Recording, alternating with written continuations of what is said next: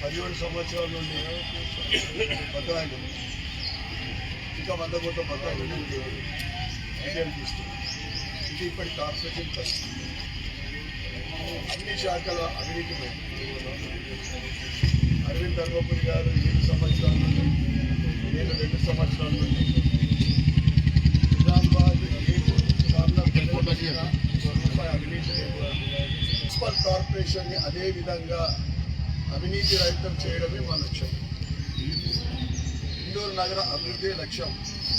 కనీసం 100 కోట్ల ఇన్కమ్ పెరుగుతుంది, రెవెన్యూ పెరుగుతుంది, యూస్ వస్తాయి, రకరకాలుగా నష్టపోతూ ఉంది. ఉదాహరణకు మొన్న కలెక్టర్ ఆఫీస్లో దిశ మీటింగ్ అయింది. వైజాగ్ మున్సిపల్ కార్పొరేషన్లో 86 షాపులు, 86 షాపులు ఉంటే మున్సిపల్ వచ్చేది 5,000 అది 40,000 నడుస్తుంది, 30,000 నడుస్తుంది.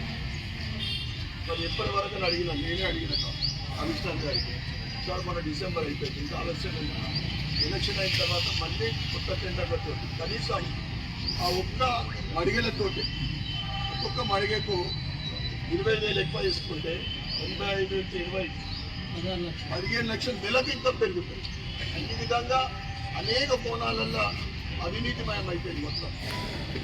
అంటే ఎమ్మెల్యేగా ఉండి కార్పొరేషన్ నా చేతిలో ఉంటే అది ఇంకా అభివృద్ధి ఎక్కువ చేసే అవకాశం ఉన్నట్లు. అది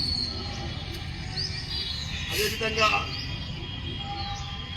ఈ డబ్బుతోటి ఏం చేస్తామంటే రోడ్లు, డ్రైనేజీలు, గార్డెన్లు, సర్కిల్, మనకు ముఖ్యంగా ఒక్క సర్కిల్ కూడా ఇప్పటి వరకు మనం చూస్తాం. మన చుట్టాలు ఎక్కడైనా ఏదైనా ఊళ్ళకి వెళ్తే చిన్న జిల్లాలలో కూడా అద్భుతమైన సర్కిల్, దేనికి ఫండ్ లేదు.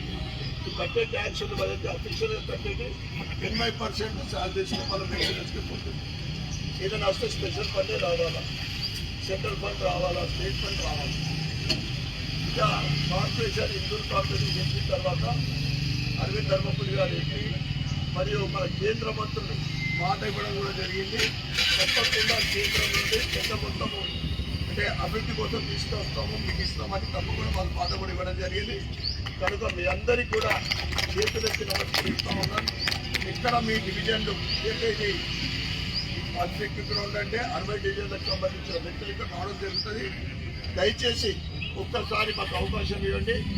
అంటే ఫుల్ మెజార్టీతో అయిన తర్వాత ఇందూరు నగరము అభివృద్ధి పదంలో ముందుకు సాగుతుంది, అభివృద్ధి పదంలో పరిగెత్తుతుంది. మీ అందరూ కూడా తెలియజేస్తాము.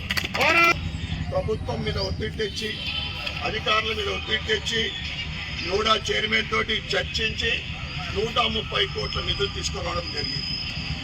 అవన్నీ కూడా పక్కకు పడేసి మొన్ననే నోటిఫికేషన్ వచ్చిన ఒక వారం ముందు ప్రతి డివిజన్లో ₹1 కోటి భూమి పూజ చేయడం జరిగింది. గత మాదిరి కాదు, contractor ready to do the work. Already ఈ ఒక వారం అంటే ఎలక్షన్ వెనుక వారం తర్వాత అన్ని డివిజన్లలో పనిస్తారు.